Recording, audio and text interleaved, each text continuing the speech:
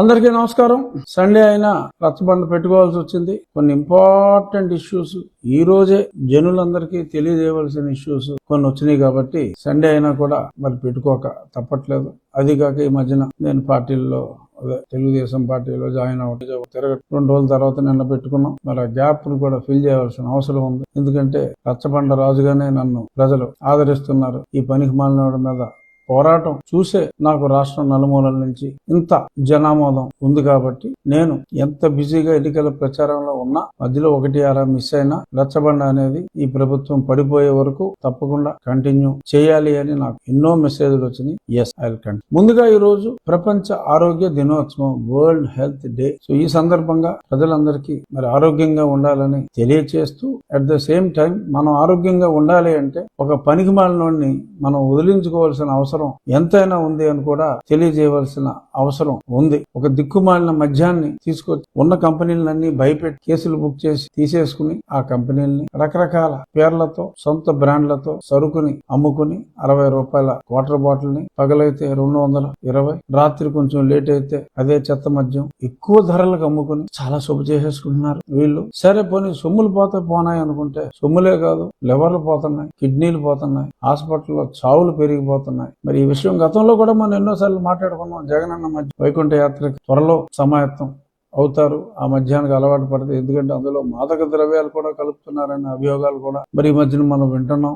So కాబట్టి దయచేసి ఈ ప్రపంచ ఆరోగ్య దినోత్సవం రోజు జస్ట్ ఒక 2 నెలల్లో మద్యం మానేయండి, జగనన్న మద్యం మానేయండి. ఎందుకంటే ఈ పనికిమాలిన ప్రభుత్వం ఎవరైనా బయట ఊరు వెళ్ళినా కూడా అక్కడి నుంచి తెచ్చుకునే ఈ మద్యమే తాగాలి, ఈ మద్యం తాగి చావాలి. ఇలాంటి దిక్కుమాలిన ప్రభువులున్న ఈ ప్రభుత్వంలో మరి జూన్ 4న చంద్రబాబు నాయుడు గారు ముఖ్యమంత్రి అని డిక్లేర్ అయినప్పటికీ ప్రమాణ స్వీకారానికి ఇంకో 5-6 రోజులు పడతాయి. ఈ చెత్త వదిలించాలంటే ఈ స్టాక్ సరే ఎలాగో జగన్మోహన్ రెడ్డి కంపెనీలే ఆ స్టాక్ అంతా వెనక్కి ఇమ్మీడియట్ గా మంచి స్టాక్ తక్కువ రేట్లకి ఇచ్చే వాళ్ళు ఉంటారు. అప్పుడు దాకా కాస్త ఓపిక పట్టి బతికొండండి బాబు. ప్రపంచ ఆరోగ్య దినోత్సవం సందర్భంగా నా విజ్ఞప్తి, చంద్రబాబు నాయుడు గారు ముఖ్యమంత్రి అయిన తర్వాత మద్యం తాగమని నేను చెప్పట్లేదురా బాబు, కానీ ఆయన సప్లై చేసే మద్యం ఆ క్వాలిటీ మద్యం తగు మోతాదులో తాగి ప్రాణాపాయం తొందరగా ఉండదు తెగ తాగితే తప్ప. ఇదైతే తక్కువ మోతాదు తాగిన జగనన్న మద్యం, తక్కువ మోతాదు తాగిన అతి తక్కువ రోజుల్లో అదనమాట కైలాసవనాలకి అతి త్వరగా చేర్చాల్సిన పరిస్థితి. సో కాబట్టి దయచేసి 2 నెలల్లో ఓపిక పట్టండి. తప్పదు తాగాలంటే బాగా మితంగా ఏదో 30 ml తాగి వదిలేండి అమ్మ. మీరు బతకాలి, మీరు ఆరోగ్యంగా ఉండాలి, మీరు అందరూ ఆరోగ్యంగా ఉండాలని బాబు రావాలి.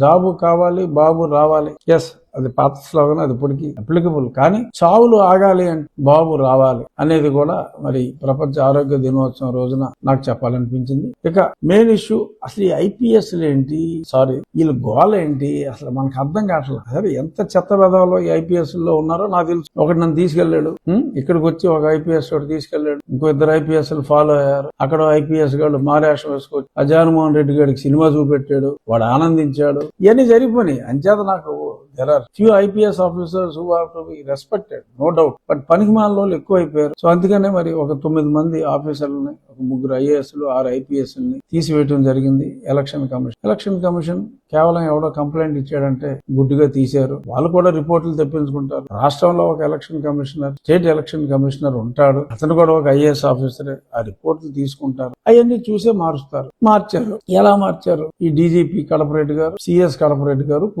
కూర్చుని ప్యానల్ తయారు చేశారు. ప్యానల్లో ఒక ఐపీఎస్ ఆఫీసర్, ఎప్పటి నుంచో పోస్టింగ్ లేని వాళ్ళు, సో వాళ్ళ పేరు ఒకటి పెట్టి, ఇంకొక 2 ఎస్ఐ నుంచో సిఐ నుంచో ఐపీఎస్ గా ప్రమోట్ అయిన వాళ్ళని ఒక 2 పేర్లు పెడితే ఆ సీనియారిటీ ప్రకారం ఆ ఒక్క పేరే సెలెక్ట్ అయ్యేలాగా వాడికి ముందే చెప్పి, ఇదిగోనాయా నీకు ఇలాగ పోస్ట్ వస్తుంది, నువ్వు జాగ్రత్తగా ఉండాలి. ఎందుకంటే వాళ్ళు పెద్ద సీరియస్ గా తీసుకునే టైప్ కాదు. నాకేం భయం లేదు, ఐపీఎస్లు కస్సులు బుస్సులు అంటే నా బొచ్చు, నేనేం ఫీల్ గాను. వేసుకోండి, కోర్టులో వేసుకోండి, అసోసియేషన్ పెట్టుకోండి.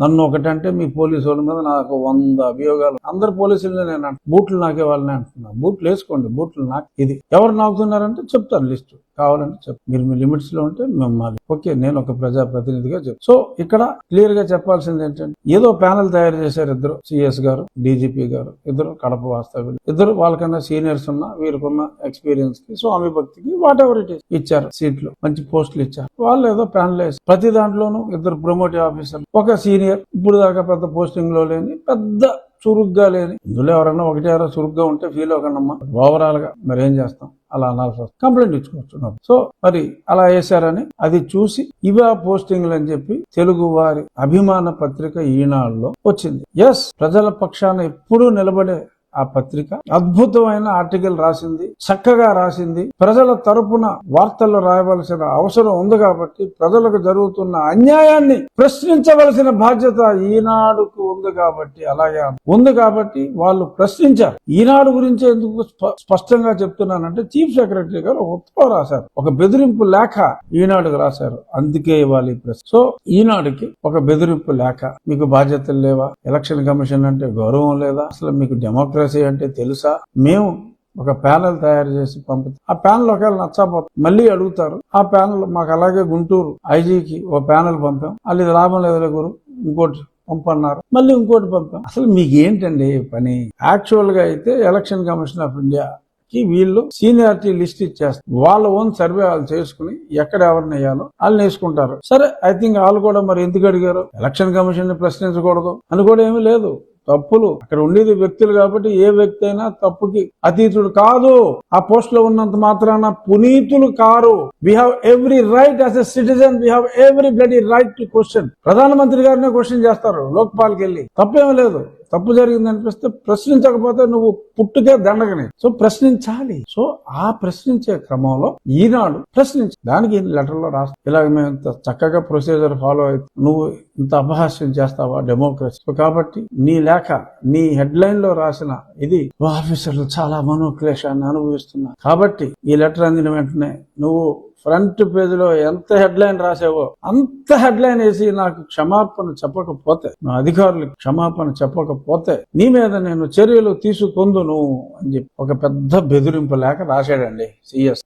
ఇది ప్రజాస్వామ్యం. దీన్ని మరి రెడ్డి స్వామ్యం అంటారా, ప్రజాస్వామ్యం అంటారా? మళ్ళీ అగైన్ ఐఎమ్ టెల్లింగ్, చాలా మంది నాకున్న మిత్రుల్లో హైదరాబాద్ లో 70% రెడ్లే. మళ్ళీ చెప్తున్నా, నేను అవమానించేది, నేను మాట్లాడేది కొద్ది మంది అధికారులను మాత్రమే. ఇంకొద్ది మంది పనికి మళ్ళీ లుచ్చా ఉన్నారు సోషల్ మీడియాలో. జగన్మోహన్ రెడ్డి గారి సోదరుని కూడా నువ్వు నీ తండ్రికి పుట్టలేదు అని చెత్త రాసేంత నీచపు వ్యక్తులు ఉన్నారు. అటువంటి ఆ నీచుల్ని నన్ను గతంలో పచ్చి అమ్మనాభూతులు తిట్టిన ఆ మటుకే నేను అంటున్నాను తప్ప, నేనెంతో గౌరవం ఇచ్చే కులం రెడ్లు. కొంతమంది రెడ్లు కాని వెధవలు కూడా రెడ్లుగా చాలా మంది అవుతున్నారు. అటువంటి వారికి నేను గౌరవం ఇవ్వను. అన్ని కులాలు గొప్పవే, నీ కులంలోనే నువ్వు నీ కులం గురించి గొప్పగా చెప్పు, వేరే కులానికి ఎందుకు నువ్వు పేరు పెట్టుకుని మాట్లాడుకుంటా. ఇది ఎవరిని ఉద్దేశించి అన్నానో వాడికి అర్థం అవుతుంది, అందరికి అర్థం అవ్వాల్సిన అవసరం ఏమాత్రం లేదు. మళ్ళీ పునరుద్ఘాటిస్తున్నా, రెడ్లంటే నాకు రెడ్లంటే గౌరవం, నిజం రెడ్లంటే. So again coming back to Jawahar Reddy గారి లెటర్. అయ్యా, మీ బెదిరింపులు ఉడతోపులకి ఎవరు ఇక్కడ భయపడే వాళ్ళు లేరు. కోర్టుకు వెళ్ళండి, పరువు నష్టం దావా వేసుకోండి,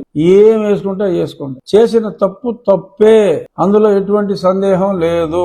పీపుల్ ఆర్ విత్ ఈనాడు. మీరు ఎన్ని దొంగ కేసులు పెట్టుకోండి, బట్ నిజాన్ని నిర్భయంగా రాసే ఈనాడు, ఆంధ్రజ్యోతిల వెంట జనం ఉన్నారు. మీ సాక్షి వెంట సొంటలు ఉన్నారు. మీ రాష్ట్ర అఫీషియల్ గెజెట్ సిఎస్ గారు, మీ రాష్ట్ర అఫీషియల్ గెజెట్ సాక్షి వెంట సొంటలు ఉన్నారు. ఇక్కడ విజ్ఞులైన ప్రజలు ఈనాడు జ్యోతుల వెంట ఉన్నారు. ఇది గుర్తుంచుకోండి. మీరు ఏ కేసు పెట్టుకుంటారో, ఈనాడు మీద పెట్టుకుంటారా, ఎవరి మీద పెట్టుకోండి. There is an error in the selection. పేరున Ravindra Babu is an IPS officer, అందులో సంతకం పెట్టాడు కాంతి తాత రాసిన లెటర్ లో. టీఏ అంటే తాత, టాటా అంటారు కొంతమంది. సో ఆ తాత రాసిన లెటర్ లో రవీంద్రబాబు ఎవరండి? అనంతబాబు ఒక దళితుడిని చంపి పార్సిల్ చేస్తే కూడా తాత్సారం చేసిన ఒక మహాఘనుడు రవీంద్రబాబు. అటువంటి వ్యక్తిని కూడా ఏమనకూడదు. అందరికీ తెలుసు కదా, జాషువా గారు ఏం చేశారు, అంబురాజన్ గారు ఏం చేశారు, విజయారావు గారు ఏం చేశారు. మాకు తెలియని పేర్లు అమ్మా ఇవన్నీ, మాకు తెలుసు. We have got every bloody right to utter the names. ఎవరు సహకరించారు? అవినాష్ రెడ్డి అరెస్ట్ కోసం సిబిఐ వస్తే ఎవరు సహకరించలేదు, ఎందుకు సహకరించలేదు మాకు తెలీదా? ప్రశ్నిస్తే కేసులు పెడతావమ్మా, ప్రశ్నిస్తే కేసులు పెడతావా? ఎవరు ప్రశ్నించినా పోయినా ఈనాడు ఉంది, ఆంధ్రజ్యోతి ఉంది. సిటీకి సరిగ్గా మొగల ఇప్పుడు మోగింది, నేనున్నా. ఓకే, సో వాళ్ళు దగ్గర పెట్టుకుని ఉండాలి. అసలు అసోసియేషన్ గురించి మాట్లాడుకున్నాం. ఈ ఐపీఎస్ వల్ల దానికి అధ్యక్షులు ద్వారకా తిరుమలరావు గారు. Is an excellent officer, honest officer. అంటే doesn't mean others are dishonest. Yes, many people in the list are dishonest. Yes, dishonest అంటే డబ్బులే తినే అక్కర్లా, వాళ్ళ విధులను మర్చిపోయి పైన రాజకీయ నాయకుల ప్రాపకం కోసం అంటగాగే వాళ్ళందరూ yes they are dishonest. But Dwaraka Tirumala Rao గారు is an honest office, I know him personally well. అలాగే secretary RK Meena, excellent office. అటువంటి వాళ్ళని అసోసియేషన్ లో పెట్టుకుని కార్యవర్గ సభ్యుని అంటూ వాళ్ళ పేరు మీదే రావాలి అసోసియేషన్ లెటర్ అంటే, ఆ లెటర్ మడిచి అంతే మడిచి పక్కన పడేయండి. ఓకే, ఇందుకు పనికిరాని లెటర్ అది. ఆ లెటర్ ఒకటి రాశారు కాంతి రాణా టాటా గారు. సో తాత గారు, ఆ తాత గారి సంగతి అందరికీ తెలుసు. గతంలో ఆయనకి నాకు కూడా చక్కటి పరిచయం ఉంది. సరే, ఆయన దుర్మార్గులతో అంటగాగిన తర్వాత సన్మార్గులైన మా లాంటి వాళ్ళు నేచురల్ గా దూరం అవుతారు. ఆ క్రమంలో దూరం అయినట్టుగా ఉన్నాం. సో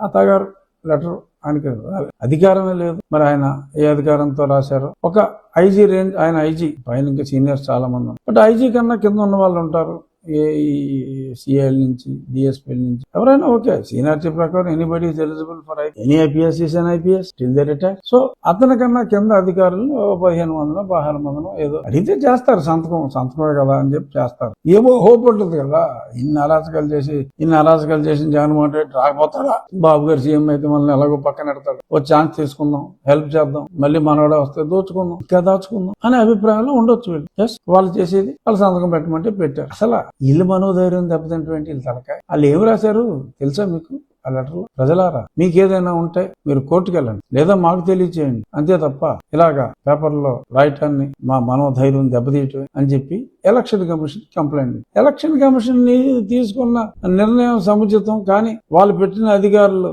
మళ్ళీ ఆల్మోస్ట్ అదే రేంజ్ తీసుకొచ్చారని చెప్పి ఒక నిజాన్ని, ప్రతి నిజాన్ని రాస్తే అంత కోపం మీకు. దానికే మీ మనోధైర్యం దెబ్బతినేద్దమ్మా. కోర్టుకి వెళ్ళాలంట. మీరు వెళ్ళకూడదా? ఐపీఎస్ లు మీరు వెళ్ళకూడదా కోర్టుకి?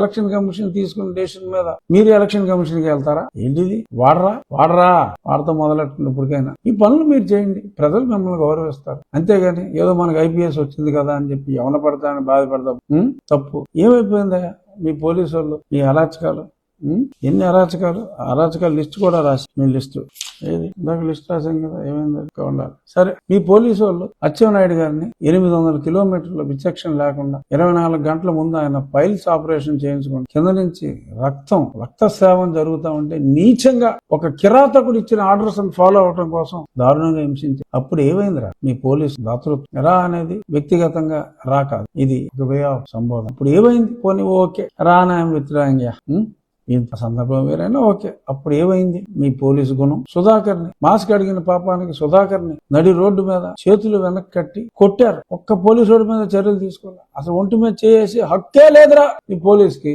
ఇక్కడ రా సమంజసం.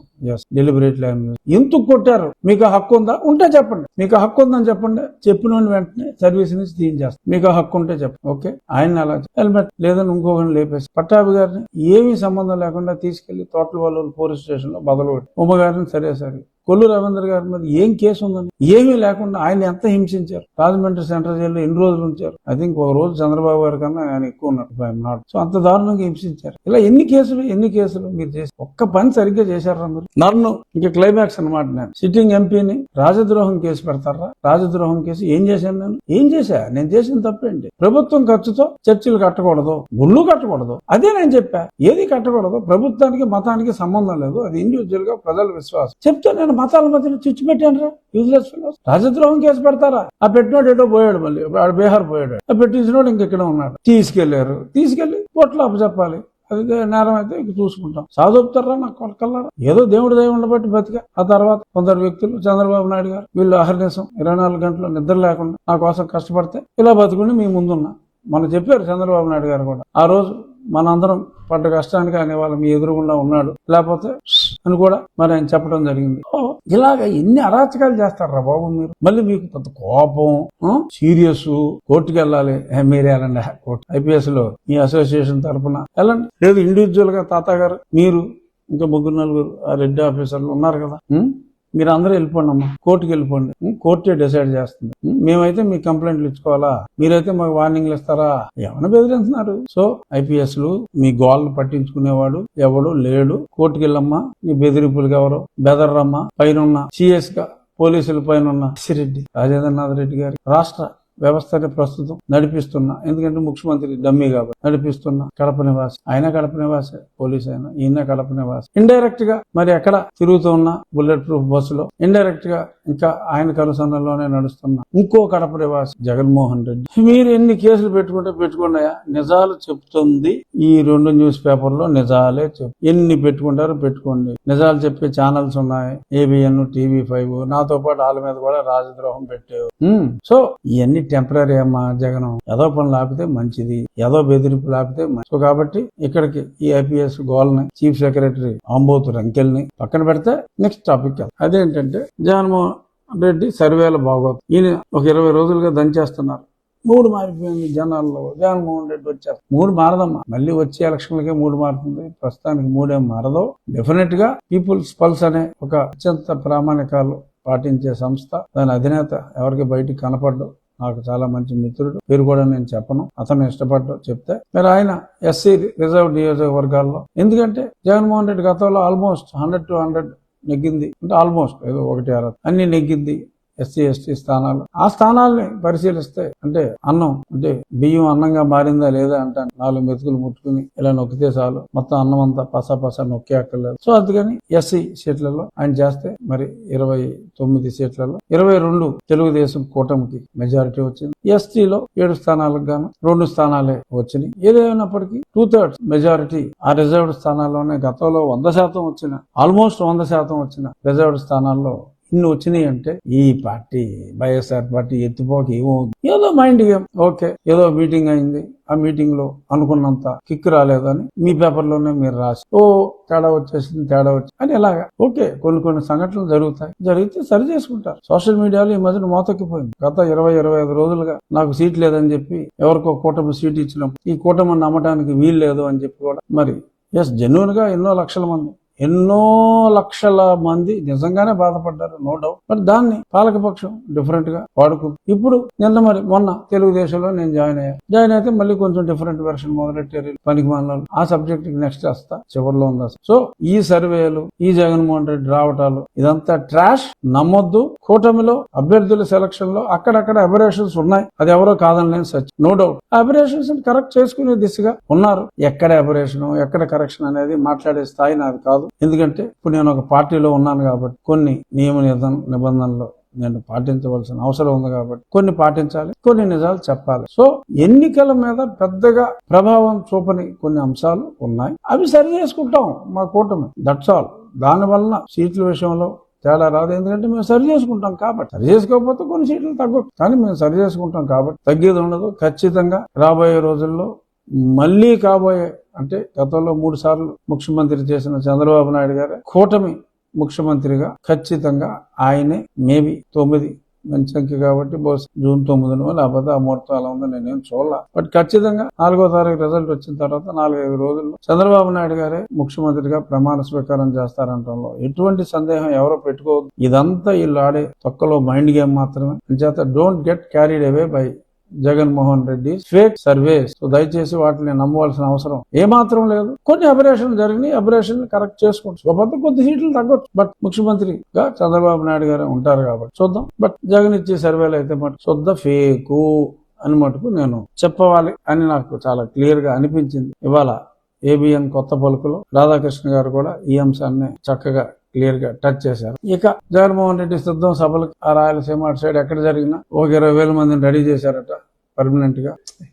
అది చెప్పు, ఎక్కడ జరిగినా ఆ సిద్ధం సభలకి వాళ్ళే సిద్ధం అవుతున్నారని చెప్పి మనం కొన్ని మాధ్యమాల ద్వారా తెలుసుకున్నాం. అదేనమ్మా జగన్, నీ మీటింగ్లకు వచ్చేవాడు ఎవరు లేడు. అదంతా కూడా నువ్వు ఎలాగా సర్కస్ కంపెనీ లాగా ఆ డేరాలు, ఆ సింహాలు, ఆ పుల్లు ఎలా తీసుకుని వెళ్తారు, అలాగే నువ్వు ఎక్కడ మీటింగ్ పెట్టి నీ జనాల్ని నువ్వు తీసుకెళ్తావు. ఆ సీమ జనాల్ని లేదా మెడ్రాస్ బార్డర్ లో ఉంటే అక్కడ జనాల్ని, కుప్పంలో ఓట్లు ఎత్తానికి తీసుకొస్తావు కదా, అలాగే డబ్బులు ఇచ్చి ఇక్కడ డబ్బులు ఇచ్చినా పారిపోతున్నారు. అలా తీసుకురావడం తప్ప జనం లేరమ్మా, నీ మీటింగ్లకు జనం లేరమ్మా. అది తెలుసుకుంటే బెటర్ అమ్మా. ఇక ముఖ్య అంశం ఒకటి, పెద్ద ముఖ్యాంశం అంటే ఒక రకంగా ముఖ్యాంశం, ఇంకొకటి చిన్న అంశాలు ఉన్నాయి. అదేమిటంటే నా మిత్రుడే గతంలో కూడా ఎన్నోసార్లు రామ్ గోపాల్ వర్మ గారు శివ సినిమాతో నేను ఆయన అభిమాని అయ్యా, తర్వాత రోజుల్లో ఆయన స్నేహితున్నయ్యా. ఓకే, ఒక ఇండివిజువల్ గా ఆయన అభిప్రాయాలు ఆయనవి, నా అభిప్రాయాలు నాయి.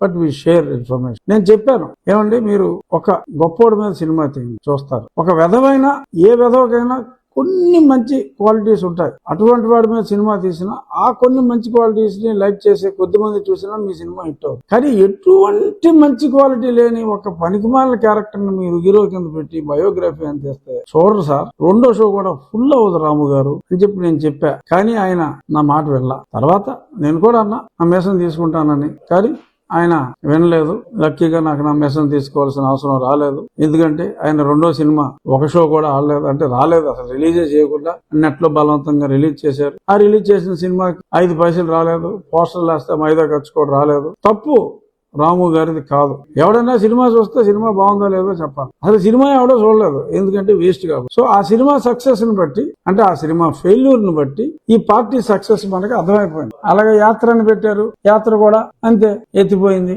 ఆ కుర్రోడు కూడా మంచి డైరెక్టర్ మహి రాఘవ కొంచెం మంచి కుర్రోడే, మరి అది కూడా ఎత్తిపోయిందంటే కారణం రాజశేఖర రెడ్డి మీద తీసిన సినిమా హిట్ అయ్యి మరి ఈ సినిమా మరి అలాగా దాని ముందు ఒక ఎస్ఐడ్ అయిందంటే మరి ఏమనాలి. సో కాబట్టి ప్రజలు ఎప్పుడో డిసైడ్ చేస్తారమ్మా జగన్మోహన్ రెడ్డి, నీ ఫేటు నువ్వు తీయించిన 3 సినిమాలతో నీ భవిష్యత్తు, నీ సర్వేలు తెలిసిపోయినాయి. అంచేత దీని గురించి, ఈ సర్వేల గురించి ఎక్కువ మాట్లాడక్కర్లేదు. ఈ సందర్భంగా నా మిత్రులైన రామ్ గోపాల్ వర్మ గారికి నా శుభాభివందనలు. ఇంకా ఈ రాజకీయాలు, ఈ పరిమాణ సినిమాలు నేను మంచి సినిమాలు నా పాత స్థాయిలో చేసుకుంటాను అన్నందుకు we're expecting a blockbuster from you very soon. Ramu గారు, excellent decision you have taken. ఇక ఈ రోజు సాక్షిలో చెలరైపోయారు నా గురించి రాస్తూ రఘురామకృష్ణరాజు ఒక పొలిటికల్ బ్రోకర్ అని. కనీసం సంస్కారం ఉండాలంటే ఏదో నేను మాట్లాడుతున్నట్టు మాట్లాడవలసింది మాట్లాడేసి చిన్న కొటేషన్ ఇస్తా ఉంటాను. అది కూడా ఇవాళ ఈ చెత్తనా కొడుకు పని రాజకీయ బ్రోకర్, పొలిటికల్ దళారి. అక్కడ వైసీపీలో ఎన్నికైన 4 నెలల తర్వాత చంద్రబాబు నాయుడుకి బ్రోకర్ గా మారాడు అని చెప్పి రాశాడు. ఈ చెత్తనా కొడుకు. సాక్షి యజమాని ఎవడో నాకు తెలియదు, ఎందుకంటే జగన్మోహన్ రెడ్డి అది కాదంటాడు కాబట్టి నా కొడుకు ఎవడో నాకు తెలియదు, ఆ యజమాని నా కొడుకు ఎవడో నాకు తెలియదు. జగన్మోహన్ రెడ్డి గారు అయితే నాకు కాదు, నాకు పేపర్ లేదు, నాకు ఛానల్ లేదు అని చెప్తాడు కాబట్టి I'm not addressing Jaganmohan Reddy. But whoever is that bloody owner of that paper or that dirty editor, mind your words you dirty political broker అంటారా నా కొడక. నీకు నేను పొలిటికల్ బ్రోకర్ లా కనపడుతున్నానరా? అలా కనపడుతున్నానరా నీకు? ఏం బ్రోకరేజ్ చేశాడు? నేను అలాంటి లంగా పనులు చేస్తుంటే ఫస్ట్ లిస్ట్ లోనే నేను ఉండేవాడిగా. ఎందుకు లేను? ఏదో వాకుడు నోటుకు వచ్చేటట్టు వాక్కండి, ఒళ్ళు దగ్గర పెట్టుకుని ఉండండి. ఇలాంటి మాటలు మాట్లాడితే తోలు ఊడిపోద్ది నా కొడకల్లా. జాగ్రత్త, please stingy in your comment. ఈ నోటుకు వచ్చినట్టు మాట్లాడుతూ పొలిటికల్ బ్రోకర్ అంటారు. డాఫర్ నా కొడక, సాక్షి నా కొడక, చెత్త నా కొడక, తోలు తీస్తారు నా కొడకల్లారా. పిచ్చి రాతలు రాస్తాయి. ఇంత మించి ఎక్కువ మాట్లాడితే బూతులు వస్తాయి. కంట్రోల్ చెన్నెంటి రామారావు లాగా. ఓకే, ఒళ్ళు దగ్గర పెట్టుకో. Thank you. రేపు మళ్ళీ పెట్టు.